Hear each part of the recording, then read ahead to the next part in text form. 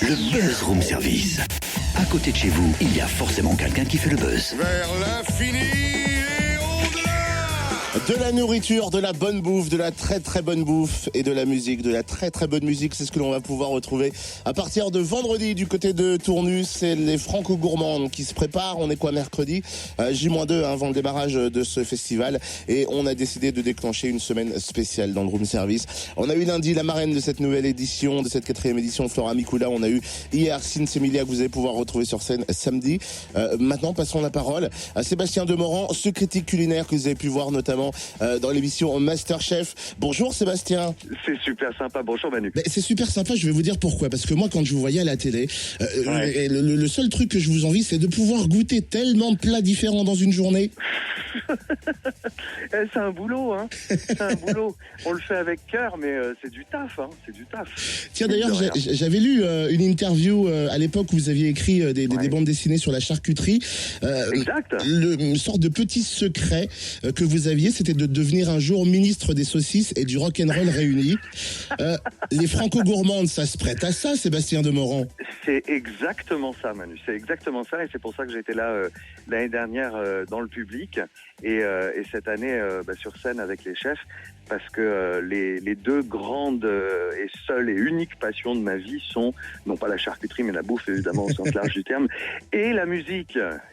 J'aurais adoré être soit musicien, soit chroniqueur musical. J'ai fait un peu de musique à une époque, mais c'est le truc qui me fait vivre de la même manière que la bouffe me fait vivre et me fait avancer au jour le jour. Et j'aurai jamais assez de temps dans ma vie pour manger beaucoup et écouter beaucoup et me cultiver beaucoup dans ces deux univers merveilleux. Ouais. Quelle serait la place de Sébastien Demorand dans un groupe de musique ? Batteur. Le batteur, d'accord. Ouais. Absolument. C'est de la batterie que j'ai fait à une époque, ouais. Est-ce qu'on peut mettre en parallèle la musique et la cuisine, d'après vous ?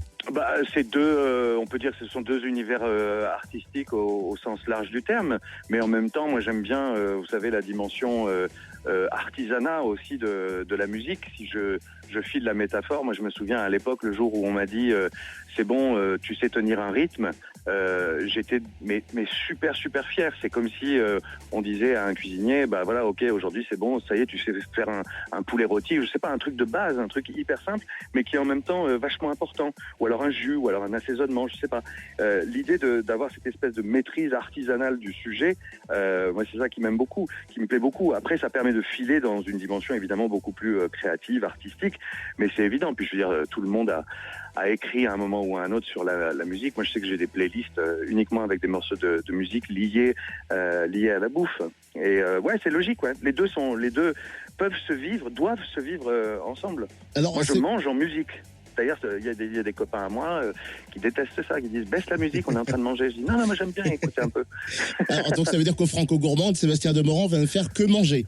Non, je vais ouvrir mes oreilles et puis je vais essayer de transmettre à la fois la passion, l'énergie de la musique, et la passion et l'énergie de la cuisine sur une scène à destination d'un public. Ça veut dire que c'est un show, et que il faut que ce soit calé, que ce soit bien écrit, bien animé, et que le public ressente les vibrations culinaires, je dirais, sur scène, et qu'il les fasse siennes, et qu'il profite aussi de ce moment-là dans un festival de musique. On a eu lundi au téléphone Flora Mikula, la marraine de cette édition. Elle s'occupe du panier de Flora, du pique-nique, mais pique-nique n'est pas synonyme forcément de balbouffe, visiblement. Ah non, pas du tout, certainement pas, au contraire. Et il n'y a rien de plus, j'allais dire, simple, mais qui peut être hyper savoureux qu'un, je sais pas moi, un radis beurre, un sandwich, une petite salade. Moi, j'adore faire des pique-niques, justement, parce que c'est le moment où on est totalement dans la décontraction, on profite les uns des autres, mais ça veut pas dire on met pas un peu de soin dedans au moment de sa préparation. Puis je trouve ça génial, justement, d'avoir un vrai panier avec des vraies jolies choses cuisinées par un chef dans un festival de musique où traditionnellement, on vous dit, allez, ça va être une merguez, un truc rapidos. Et là, on n'est pas du tout dans un esprit malbouffe, bien au contraire. La malbouffe, c'est un truc qui, c'est simplement, peu importe son origine, hein, qu'elle soit américaine, allemande, japonaise, je sais pas quoi, ou française même, c'est juste un moment où on n'a pas fait attention à ce qu'on préparait à manger. Mais si on fait gaffe, un jambon beurre, c'est un produit 3 étoiles. Potentiellement. Merci en tout cas Sébastien pour ce point sur les Franco-Gourmandes. Sébastien que l'on retrouvera tout au long du week-end.